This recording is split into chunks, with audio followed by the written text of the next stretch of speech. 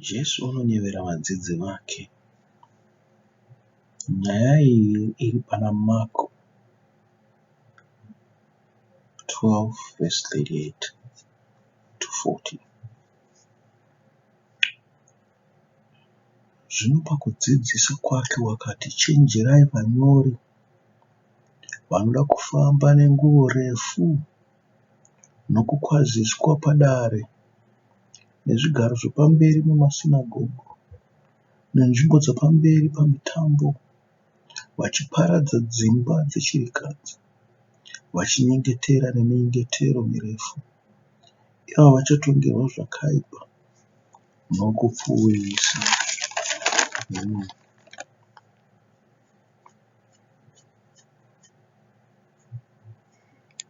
Nyaya iri papa makabva pachapita 12 yose ine zvekutaura navanyori. Nyaya yekunzi mufananidzo wavarimi vakaipa.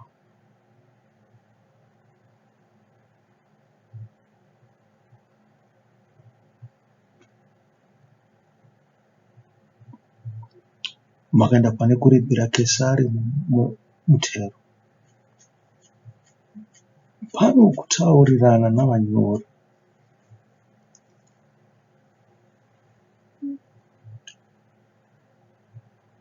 Vanyori kazhinji kacho vaibva kuvaprista.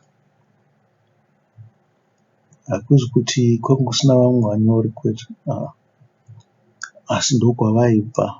Ndo vanhu vakanga vane ruzivo pamusoro pemurayiro, naizvozvo vaikwanisa kutaura pamusoro pawo.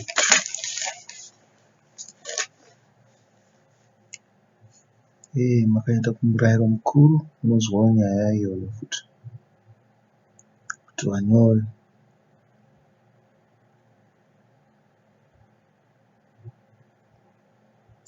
mudzi wasadhusi vakauya, vakanga vari vanyoriwo futi, vakabvunza Jesu pamusoro pokumuka kwavakafa. Jesu unotaurana nemunyori pamusoro pemurayiro mukuru. Munyori unouya uchimubvunza pamusoro paKristu mwanakomana waDhavhidhi. Anotaura kuti sei vanyori vachiti taapapa pakuti Jesu unonyevera vadzidzi vake. Zvino pakudzidzisa kwake wakati, chenjerai vanyori. Amen. Kana tichitaura kuti vanyori, tikutaura kuti munhu akaita seweneni, munhu akaita somuparidzi, munhu akaita sapasita, vanhu vanotora mabasa oumwari ekushumira vamwe paumwari, ndo zvakaita vanyori. Makaenda kune dzimwe nzvimbo dzakataurwa pamusoro penyaya iyi,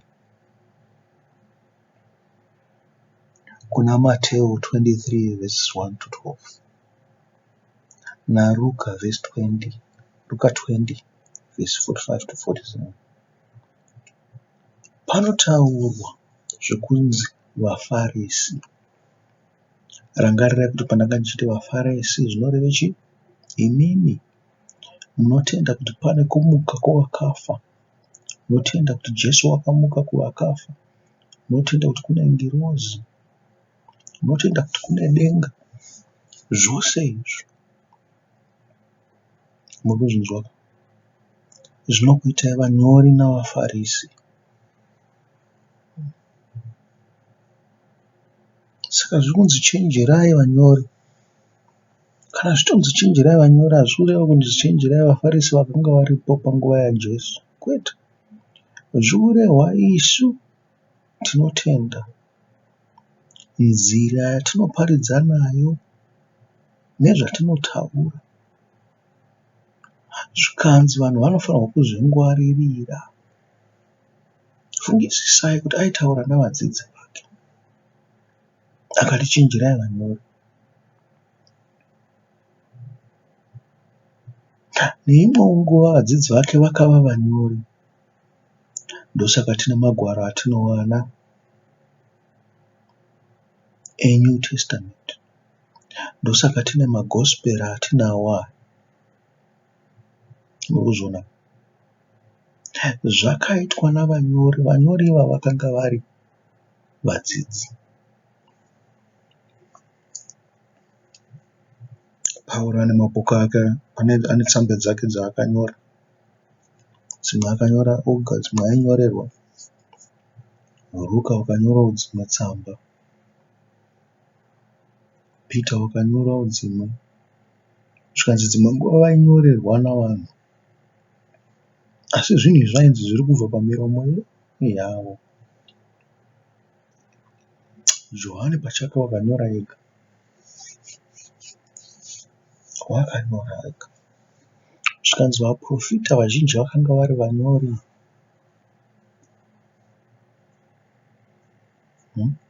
Vamwe vakanga vane vanyori vaivabatsira. Zvakaita saJeremia wakanga una Bharuka wakanga uchimunyorera.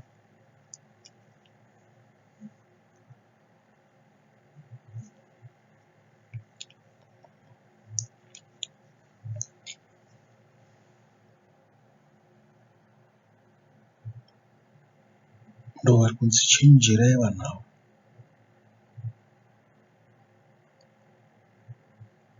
Iwe uri munyorewo. Madzidzi takakupa munhu kuti umudzidzise. Nokuda kukudzwa kwaunoita. Nokuda kwokunzi unoziva. Urikuzvizwa. Unopedzisira waisa nepako. Hakuna chausingakwanisa kupindura. Hakuna chaunoti aichi handizivewo ichi. Asi makafanira kudaro. Muda kuzonzi manga muchititaurira zvinhu zvose izvi muno mweya waMwari here? Kana muchiti musingazive zvinhu izvi. Naizvozvo munyori unofanira kuita sei? Kuziva zvose. Pane shoko randinogara ndichitaura. Zvikanzi munyori wakafanana nei? Munyori wakangwara. Unobudisa chii? Zvinhu zvitsva nezvitsaru. Zvitsaru kubva padura rake. Murikuona? Zvikanzi munyori wakangwara unobuditsa nezveNew Testament nezveOld Testament. naKristu. Ivai vanyori vakangwara. Naizvozvo hapana kuti munyori mungamuti haazivi. Isi hatisi kuti munofanira kuziva zvose, asi nenguva yakafanira mungazive zvose. Mungadai makaverenga bhuku rose reBhaibheri. Mungadai muchikwanisa kurirangarira musina kuritarira. Mungadai muchidudzirawo nedudziro yenyu nenzira yenyu yekutaura. Kuva munyori hapana munyori anomboti ndiri 100% accurate. Nokuti muhunyori munobuditsa nharo, munobuditsa kusawirirana. VaFarisi navaSadhusi vakanga vari vanyori, asi makakatanwa aibuda ipapo aitosvika pakuda kubvamburana kuti yatimedzane yatiurayane zvino. Ivo vari vanhu vekereke, vanhu vakaverenga bhuku rimwe chete romurayiro, vaisvika pakudaro.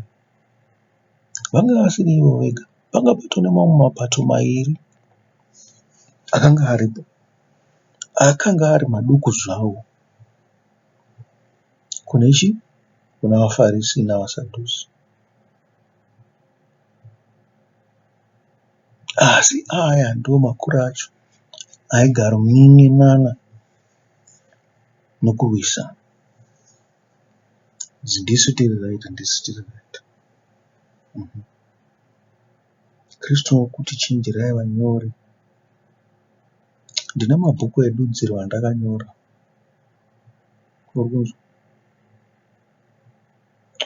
Iwo mumabhuku iwawo zvinenge zvichonzi chenjerai vanyori. Zvinonzi chenjererai munhu pane zvaanyora izvi. Tarisai, itai savabharia. Mutarire pane zvakanyorwa muOld Testament neNew Testament muone kuti ndizvozvo here. Tarirai pamagwaro. Tarirai panhoroondo. Tarirai pagospera. Tarirai nyangwe nepamasarema, mapisarema. Mutarirewo muchiona kuti ndizvo here zviri kutaurwa zvakanyorwa navadzidzi vaKristu. Chatinotaura ndechekuti pane authority. Authority iyoyo inobva kuna Mwari. Authority iyoyo inobva kumurayiro. Murikuona, vaprofita havangamisidzane nemurayiro. Nenhoroondo dzinotaura nhoroondo. Panenge pachipesana vanhu nemurayiro, zvinobva zvataurwa kunzi vakatadza. Pavanenge vachigona, zvinobva zvataurwa kunzi vakaita zvakanga zviri pamurayiro. Unopuhwa muenzaniso wamambo weJudha.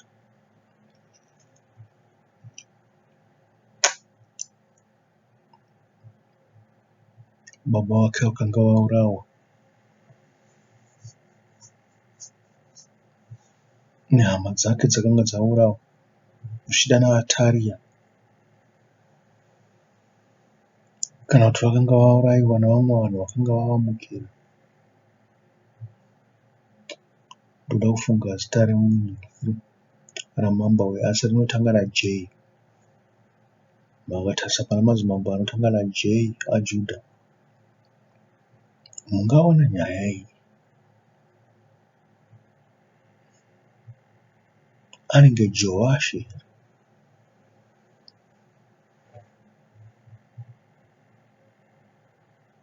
Zvikanzi vakanga vauraya baba vake, akavauraya asi haana kuuraya vana vavo. Sezvo zvakanyorwa pamurayiro zvikunzi vana havangafiri zvitadzo zvababa vavo, kana madzibaba haangafiri zvitadzo zvavana vavo. Munovaona mashoko akadai munhoroondo.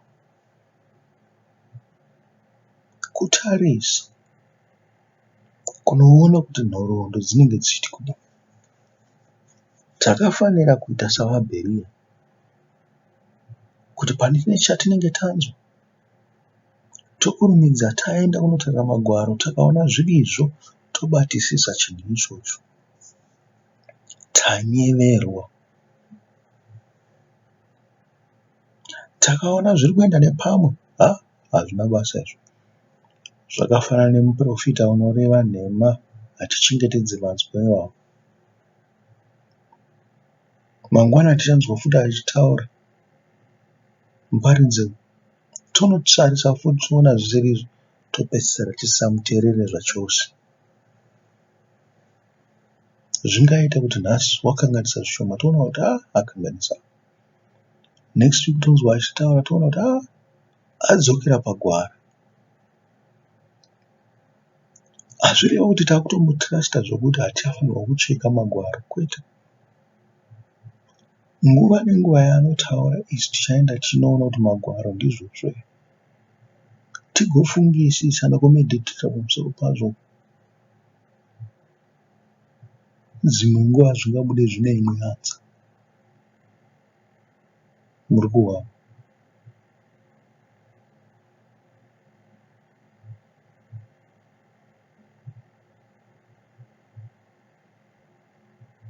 hazvitongoreva kuti munyori wose unenge uri kuti navaparidzowo dzimwe nguva vazara ndinotovanzwa achitaura kuti apa vatsveyama. Unofunga kana inini ndichiparidza vanotondizwa achitaura kuti pamwe apa vatsveyama, woenda waita sewondotarisa.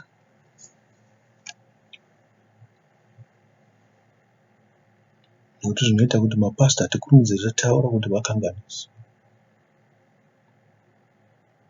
Kazhinji kacho vanenge vatsveyama kutaura zvavo, isi tinonozvikorekita toga.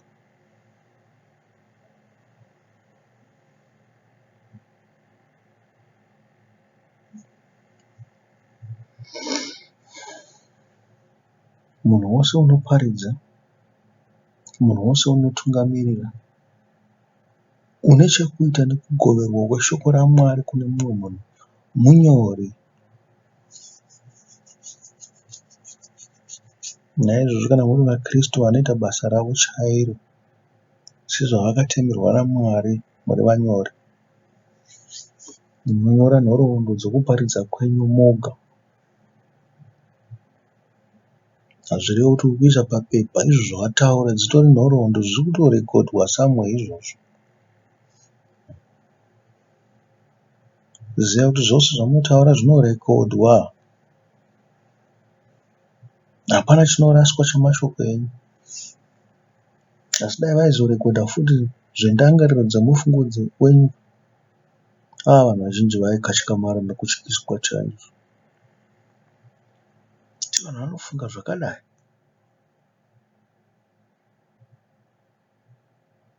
Zvikanzi pakudzidzisa kwake wakati, chenjerai vanyori,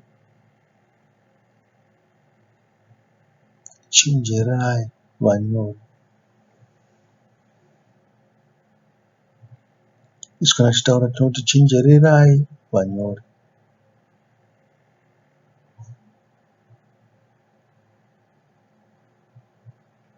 Zvikanzi vanoda kufamba nenguo refu, nguo refu ndeyaMwari. Zvikanzi temberi yakanga yazara nemupendero wenguo dzake.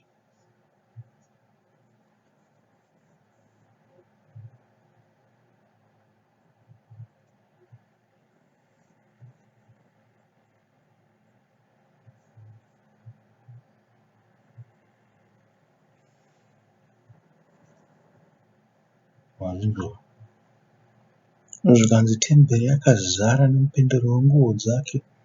Makaenda kuna Jeremiah 6 unotaura zvimwe chetezvo. Makaenda kuna vamwe vaprofita vanenge vachitaura zvinhu zvimwe chetezvo.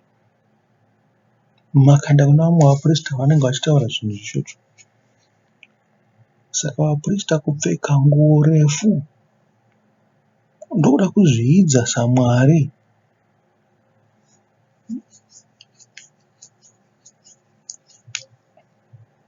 Zvikanzi temberi yanga yakazara nemupendero wenguo yake.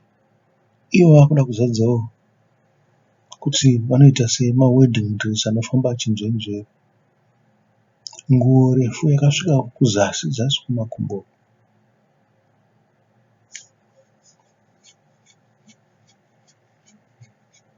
Chii chiri kutaurwa? Vanoita kunge vakafukidzwa noutsvene. Hapana pakaipa pavari. Hakuna chisina kururama kwavari. Ndozviri kutaurwa. Asi handizvo.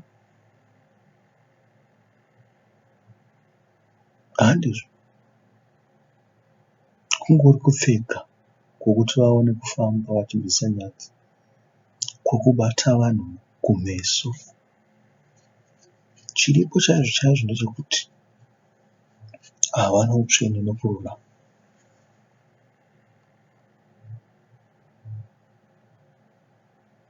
Chimwe chinoitika panguo refu ipapo ndechekuti nguo idzodzo dzinenge dzakanaka dziita kunge dzoumambo. Zvikanzi wakanga wakapfeka maroyal robes. Zvakanga zviri zvipfeko zvekukudzwa. Makaenda Panguva yekugadzirwa kwezvipfeko zvavaprista, zvipfeko zvaAroni muchinotarira kuna Exodho, kunotaurwa kunzi vakaitirawo Aroni zvipfeko zvokuti ave nechiremerera nokukudzwa pamberi pavanhu. Zvaimupa chiremerera zvaakanga akapfeka. Naizvozvo vaprista vanopfekereiko nguo refu? Kuti vapuhwe chiremerera. Zvikanzi asi chenjerai, ichi chiremerera chamunopa vaprista, uprista hwavo huri kuenderana here neuprista hwakatemerwa Aroni? Murikuzvinzwa? Kunamata kwavo kuri kuenderana here nechiprista chakatemerwa Aroni?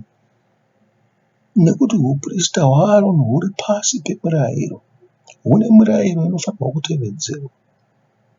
Zvikanzi watyora murayiro mumwe chete watyora yose. Musakurumidza mati vanhu vanoparidza zvatinonzwa, imi musingacheki magwaro kuti vari kuparidza sei. Nyangwe ari pasita wako anogara achiparidza misi yose, zvikanzi munoshayiwa simba nokuneta nekuti hamunzvere magwaro muchiona kuti zvavanenge vachiparidza ndizvozvo here. Dai maiita shungu nokunzvera magwaro, maiona kuti dzimwe nguva anokanganisa. Misi yose maizogara muchicheka magwaro. Chinonakidza panyaya yemisi ndeyekuti mumwe munhu angauya akatsveyamisa magwaro ati tongoti ari kutaura panyaya yekuti Kristu mwanakomana waDhavhidhi, hoyo otsveyamisa magwaro woenda nepake. Chinonakidza ndechekuti kana iwewe une uKristu, uri munhu wakaita savaBheria unoda kutarisa magwaro, pauchaverenga magwaro iwawo Mwari achakufemera okubuditsira zvinofanira kunge zvichireva magwaro ayo. Naizvozvo hauzipo kuti ungotsoropodza mupfungwa dzako kana kutaura kuti munhu wakanga uchiparidza atadza. Asi Mwari unoziva zvose, unokuisira nepakanaka, patsvene, pakarurama. Chenjererai vanyori vanoda kufamba nenguo refu. Imi musapfekawo nguo refu kuti mukudzwe navanhu, kuti vanhu vafunge kuti mune chiremerera imi musina. Fange ini ndiri munhu anoenda kuchechi everyday. Naizvozvo vanhu vanondikudza nekuti ndinoenda kuchechi everyday. Vakundiona sendine umwari nokuda kwokuenda kwangu kuchechi everyday. Hazvirevi kuti ndine umwari, zviri kure nekutaura kuti ndine umwari. Saka Mwari achiti, ndosaka Kristu ari kuti chenjererai.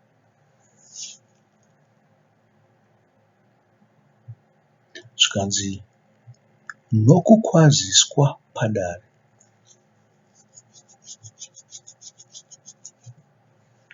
Murikuzwa zvekutaurwa? Padare ndopaipa. Padare ndopainzi Jobho wainzi kana akaenda kusuo reguta kwaigara vanhu vachitaura, vanhu vakuru vane chiremerera, zvikanzi waitora nzvimbo yake pakati pavo. Izvo zvinozotaurwa leta zvino patiri kutaura. Asi chimwe chinhu chiripo ndechekuti wairemekedzwa. Vanhu vaimusimukira. Kana wakasvika vanhu vose vosimukira. Kusvikira agara pasi ndopavanogara. Vomirira kuti achabuditsa manzwi akadii padare. Pakadaro zvikanzi zvaitika pasuo reguta. Waitofanirwa chinzvimbo chake kunzi Jobho pamwe angauya. Zvaaitaura zvainyaradza vanhu vose. Ngatimbonzwai mashoko aJobho, anofadza chaizvo.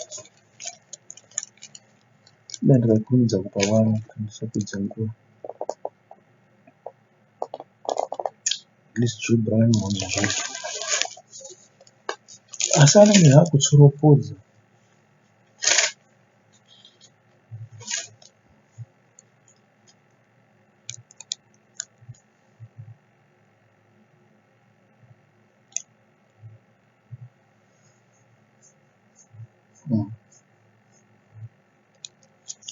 Inzwa zvanotaura pamusoro pevanhu vakumutsoropodza nhasi, nekuti haasina nguo refu,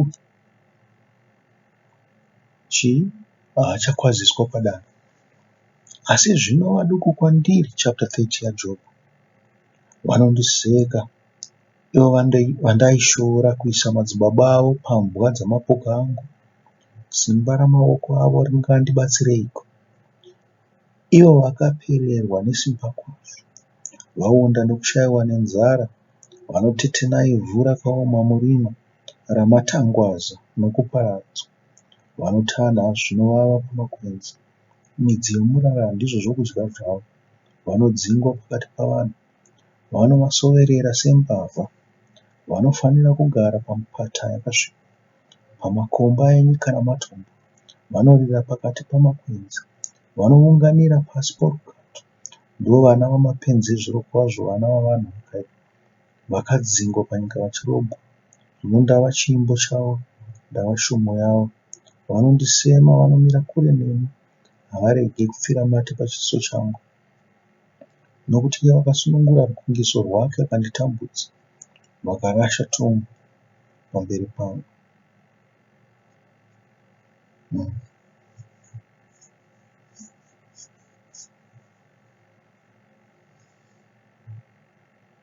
Asi chinzwai zvaakanga ari nguva yokukudzwa kwake, nhamo dzake dzisati dzamuwira. Chapter 29 yaJobho mumwe inotaura kuti zvanzi Jobho unorangarira mazuva okufara kwake, asi zvino vanhu vose vomuseka. Zvino Jobho akapfuura zvino mashoko ake akati, haiwa dai ndaiita hangu sepamwedzi yakare, sepamazuva andairindwa naMwari, panguva iyo mwenje wake waivhenekera pamusoro wangu. Ndaifamba ndichivhenekerwa parima nechiedza chake, sezvandakanga ndakaita pamazuva okusimba kwangu. Panguva iyo ushamwari hwaMwari huchiri patende rangu, panguva iyo Wamasimba Ose achiri neni, navana vangu vachakandipoteredza, panguva iyo pandaitsika paisukwa nomukaka wakafa, uye dombo raindidururira nzizi dzamafuta, panguva yandaibuda kusuo reguta, panguva yandaigadzira chigaro changu padare. Majaya akati achindiona aivanda, navatana vaisumuka vakaramba vamire. Machinda ainyarara pakutaura kwawo, aifumbira miromo yavo. Manzwi avakuru ainyarara, ndimi dzavo dzainamatira mumikanwa yavo. Nokuti nzeve yakati ichindinzwa, ndokundiropafadza. Ziso rakati richindiona, ndokundipupurira zvakanaka. Nokuti ndairwira varombo vaichema, nenhere ravo nowaishayiwa mubatsiro. Manzwa mavhesi apedzisira kutaura. Nokuti ndairwira varombo, kubvira kutangira ipapo. Nokunzwa zvekutaura. Jobho akutaura kuti kukudzwa kwake kwekare kwanga kusingori kukudzwa chete kwekuti ane mari nezvose, asi pane zvimwe zvaaita zvakanaka. Murikuona, vanhu vaiziva kuti muiti wezvakanaka vangasina kumukudza kuti ndiye ane mari chete, anongofamba achitaura kuti ndine flamboyance, kana kuti ndine motikari yakanaka. Aiwa, aizikanwa nokuita zvinhu zvakanaka sekurwira varombo. Inzwai zvimwe zvaanotaura. Nenhere ravo nowaishayiwa mubatsiri ndaivarwira, waikarofa waindiropafadza. Ndaiimbisa mwoyo wechirikadzi nomufaro, ini ndaifuka kururama, naiko kwaindifukidza nokuzvinzwa nguo. Kururama kwangu kwaiva senguo nekorona, ndaiva meso amapofu netsoka dzavanokamhina. Nguo nekorona, umambo hwakanga huripo.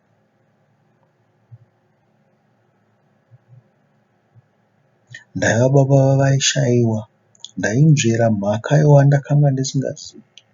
Ndaivhuna meno avasina kururama nokubvuta chaakanga auraya mumeno ake. Panguva iyo ndakati ndichafira mudendere rangu, ndichawanza mazuva angu aite sejecha.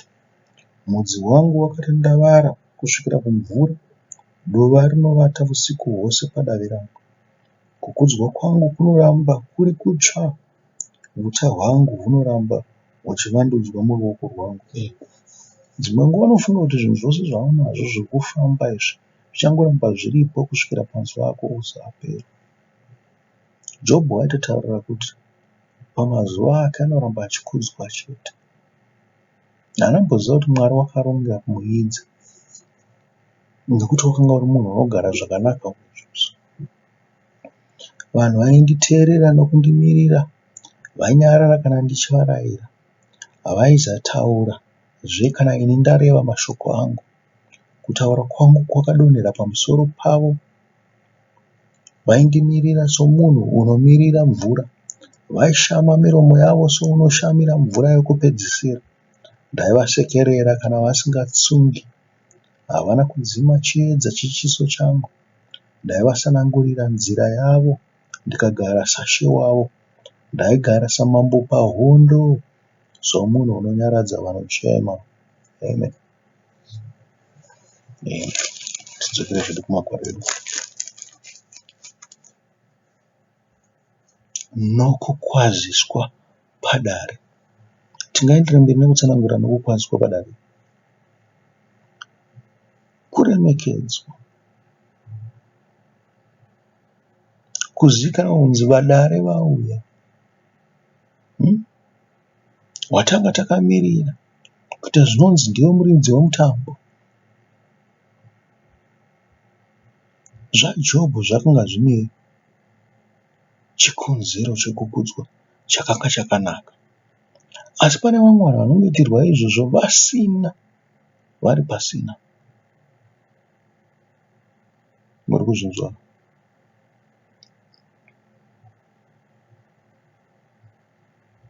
Ndizvo zvinenge zvichitaurwa namashoko.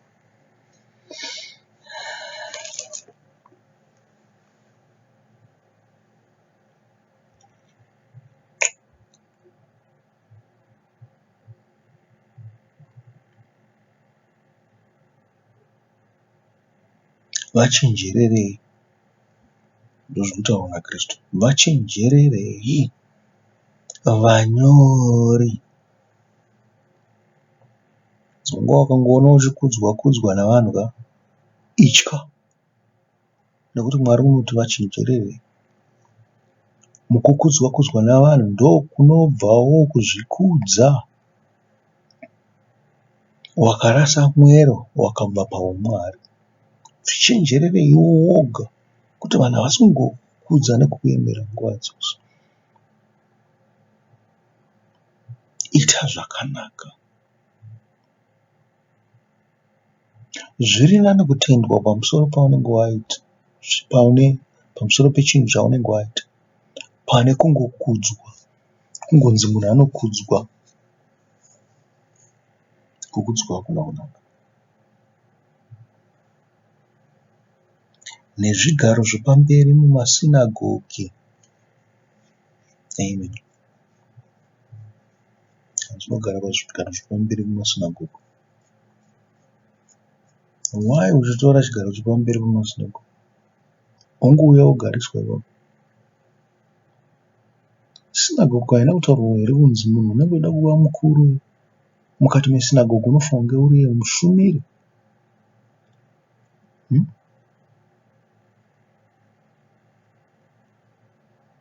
Unotoziva kuti pane chigaro chapastor, pane chigaro chaboard of director, kumberi ikoko pane chigaro chamai pastor, pane chigaro chanhingi nanhingi nanhingi. Zvinongogara zviripo zvigaro zvokukudzwa mumasinagoge.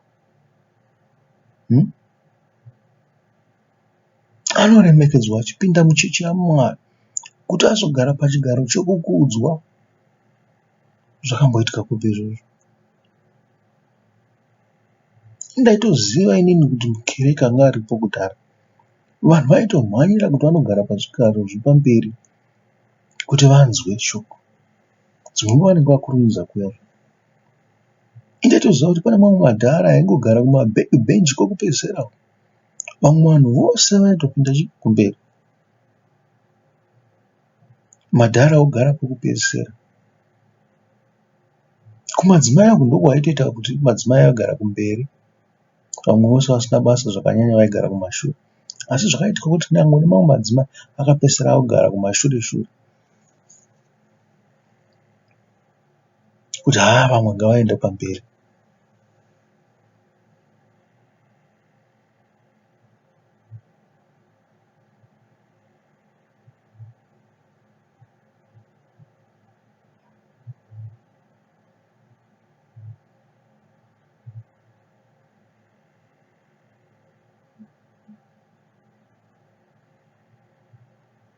Muri kuzvinzwa? Panga pasina chigaro chekuti apa ndepanhingi apa ndepanhingi. Kana pane pawaitoda waitoita zvekumhanyira. Kwete kuti mune mamwe machechi zvigaro zvinenge zvakasiyirwa vanhu. Hazvigarwe nevamwe vanhu kusara vanhu vakazvikatarirwa. Hakuna zvakadaro izvozvo. Hakuna kukudzwa kwakadaro mukereke. Hakufanirwa kunge kuripo.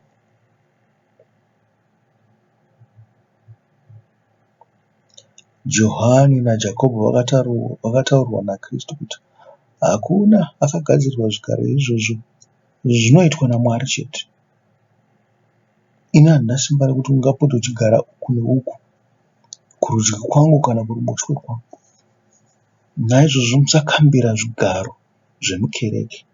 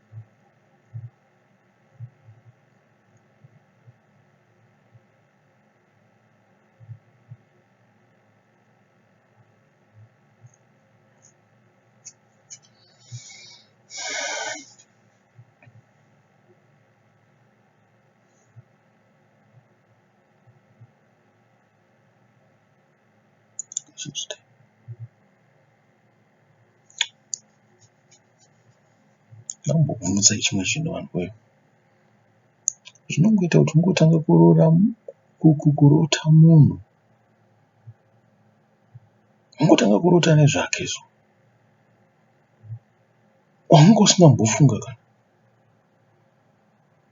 Urota munhu nhasi, okay, it's a mistake wamurota. Right. Urota futi mangwana. Urota futi the next day. Hausi kufunga nezvake kana. Zvinoreva chii zvinhu zvakadaro? Munombozviitawo here? Munhu anongotanga kungouya akuita chinzvimbo mukati mezviroto zvako. Asi zviroto zvakaipa kwete kwete. Panotone zvakanaka zviripo. Asi munhu waunoziva ungotanga kungokupaya zviroto zvako.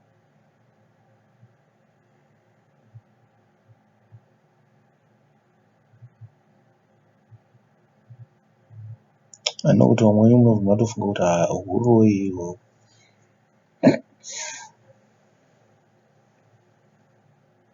Zvinokwanisa kuitika.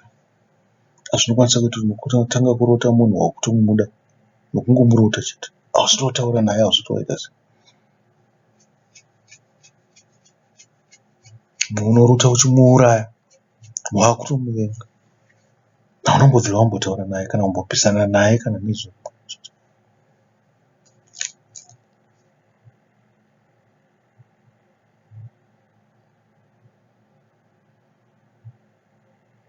Zvigaro zvepamberi mumasinagoge.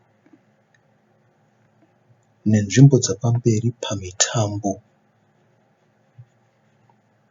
Mitambo iri kutaurwa ingoti mitambo yetsika dzavaJudha zvakaita semukweverera kana mitambo yatinayo savashona. Asi mitambo iyi mitambo yakatarwa naMwari.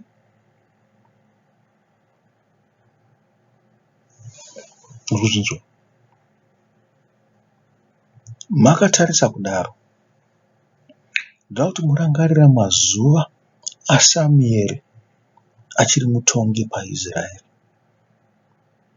Panguva yakauya Sauro nomuranda wababa vake vachitsvaga mbongoro dzakanga dzarasika, vakasangana navasikana veguta. Yanga yatova last resort yekuti hatashaya mbongoro dziye, yatingoenda zvedu. Zvikanzi aiwa, asi munzvimbo ino pane muvoni. Zvikanzi ndiro zita raidedzwa muprofita kuti muvoni. Zvikanzi handei tinobvunzira kuti tafamba zvakanaka here, mbongoro dzawanikwa here, kana kuti tichadziwana here.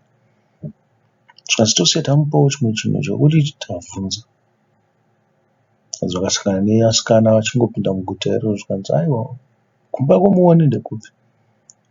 Zvikanzi uri kutoya nhasi kumutambo, makaenda kumba kwake kwakadai so dai so, munonomuwana atovako, nekuti mutambo haungaitwe asipo.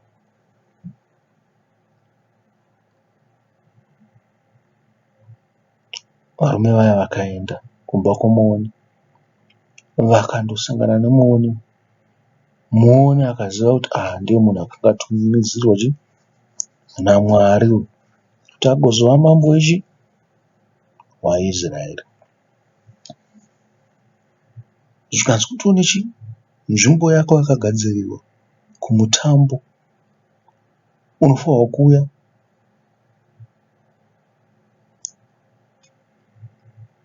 tozodya tese pamutambo.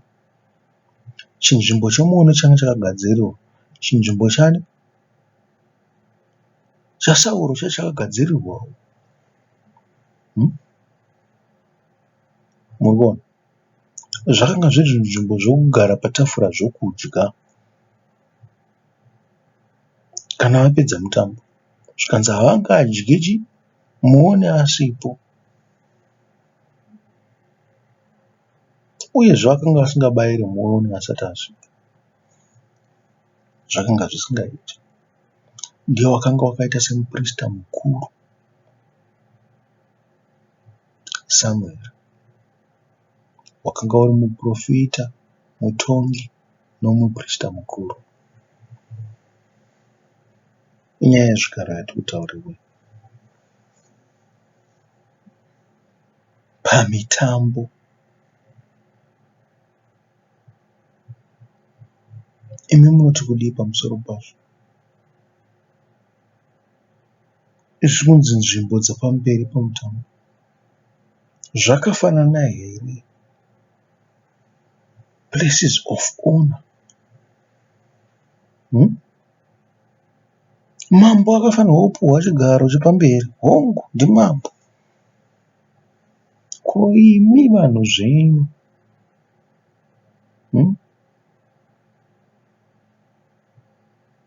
muchinda wavanhu aipinda negonhi. Gonhi ripi? Gonhi rekumabvazuva, iye oga achibuda nairo. Ko imi makuda kupindawo negonhi rekumabvazuva zvakare? Muri anani? Nyangwe mava mamembers echechi iyoyo for 40 years. Hazvirevi kuti munofanirwa kupuhwa zvigaro zvichiremerera. Rangarirai zvatinotaura pamusoro pekereke, kuti imi kana matopedza gore muri mukereke imwe chete, rati wandisa, makufanirwa kuchitanga kereke dzenyu.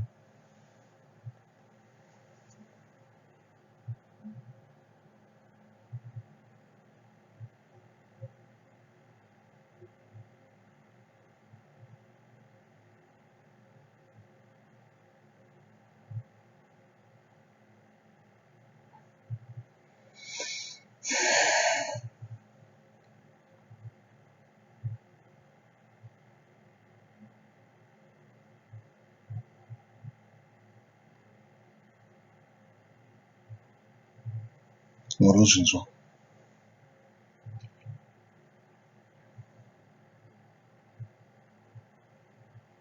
Vachiparadza dzimba dzechirikadzi. Chirikadzi ine murume wayo wakafa. Ndochirikadzi anda. Vanopinda mukereke vachida kukudzwa imomo. Havasi kuita basa raMwari. Chavanonyanyisa maoko avo pazvipo zvinounzwa muchechi, puropati yechechi, nokuparadza varimo. Havazipo kuti vavake vanhu vari mukereke idzi. Kereke ndokunzi chirikadzi. Murikuona? Navana vayo. Kristu unosiya amisa kereke, ivo vanopinda vanoparadza. Kristu wakasiya wamisa sisitemu. Mozisi akapuwa murayiro wekuti amise tebhenekeri. Wakapa vaprista mabasa avo ose navaRevhi vose. Wakavapa mune mutemo vakati chiita izvi. Asi hazvizvo zvavakaita ndo. Zvikanzi vaizviitireiko? Vaishumira vanhu nekuyananisira vanhu kuna Mwari. Asi handizvo zvavakaita. Mwari wakasiya wamisa tebhenekeri nokupa vashandiri vake mukati metebhenekeri. Mukati metenzi wokusungana, ngatitenderedzwe. Vanyanyosinzira zvavo pavazvo. But yanga iri sisitemu yaishanda ipapo. Kuti vadzore vanhu kuna Mwari, varange vachivarangaridza, vachivadzidzisa murayiro, vachivadzidzisa pamusoro pekuva pedo naMwari. Asi handizvo zvavakaita. Mozisi akasara akaenda, vakasara vakaparadza zvose. Ndokudya dzimba dzechirikadzi dzinotaurwa naPauro pane zvavanenge vachitaura. Of course, mungati varipo vaiita izvozvo kuendera kuchirikadzi chaidzo chaidzo dzavakadzi. Asi chirikadzi ikereke. Kereke zokuti ivava kana vatopinda nokukudzwa vanenge vachiita, vanotoita vanyonganidzi mukati madzo. Hakuna kereke chirikadzi ingapinde yakasiyiwa yamiswa naMozisi. Saka vanonyengetera neminyengetero mirefu.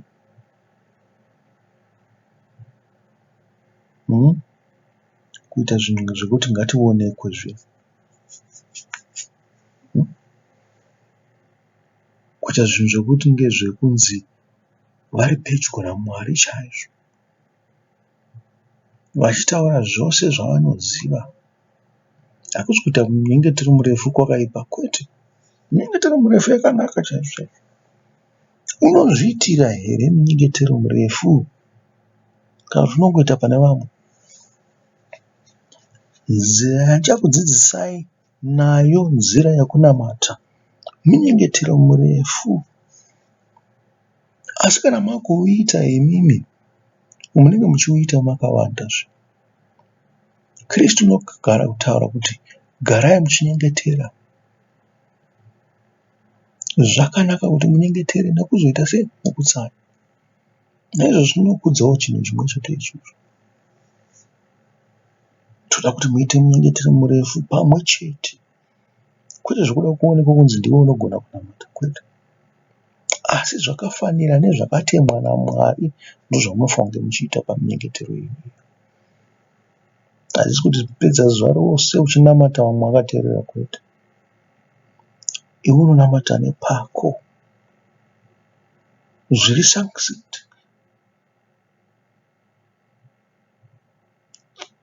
Zvine chinangwa, zviri paumwari, zvinoenderana neshoko raMwari. Paunoguma womira, vamwe voendera mberi nokunamata.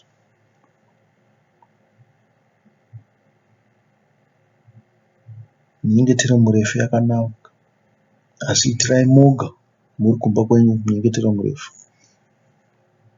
Kana mava padare, ita chijana chako wopedza, mumwe oitawo chijana chake wopedza. Munonamata zuva rose muchida, non-stop munokwanisa kuzviita. Asi namatai zviri brief, zviri to the point, pane zvamunenge mapuwa kuti munamate nazvo.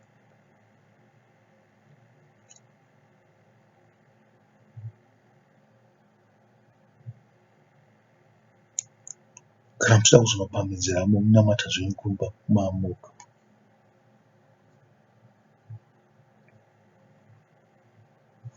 Minyengetero murefu haina kushata, asi maitirwo ayo navanhu pamberi pavanhu zvokuti tionekwe kunzi isi ndisi tinonamata, ndisi tinozivikanwa nenyaya dzekunamata hazvina kunaka. Zvikanzi ivo vachatongerwa zvakaipa nokupfuurisa. Zvinhu zvose izvi zvakataurwa pamusoro pazvo zvabudisa zvakaipa zvinoitwa navaparidzi, zvakaipa zvinoitwa navanyori, zvinoitwa navafarisi navasadhusi, zvinoitwa namakristu navanhu vose vanopuhwa zvidzidzi mukati mekereke. Muri kuzvinzwa? Panze kuti tigara tichiziva kuti tiri vanhu vatendeuki, tiri vatendeuki, nekuti zuva roga roga takafanirwa kutendeuka nokuzvipira kuna Mwari. Tiri vatsva kuna Mwari misi yose. Ko zvino sei muchiekita sezviga zvechechi?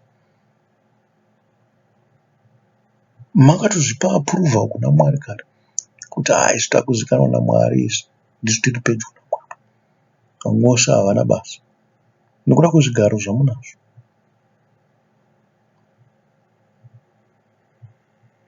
Aiwa, tinoti reururai zvivi zvenyu mutendeuke, mudzokere kuna Mwari, mubereke zvibereko zvinoenderana noumwari. Amadiwa, chengetedzai murayiro weMwari. Ndiye Mwari woga unokubvisai pamatambudziko enyu nepauhipi pose, uchikuvisai munyika yekugara ino uchi noukaka, imi navana venyu kusvikira kumarudzi ose anotevera. Evanomuda vanochengetedza murayiro yake, vasinganamate zvifananidzo, vasingakudze zvimwe zvinhu zvisina maturo, vanoyeresa zita rake.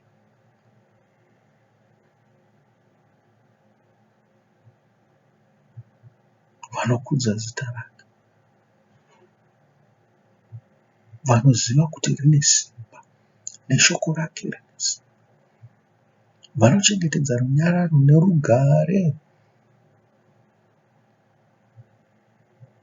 vanoziva kuti vanhu vanofanirwa kuzorodza nokuti nguva dzavo dzose matambudziko oga oga. Kana vasiri kuita zvakaipa, vari kuitira vamwe zvakaipa. Kana vasiri kuitira vamwe zvakaipa, vari kuitirwa zvakaipa. Muri kuzvinzwa?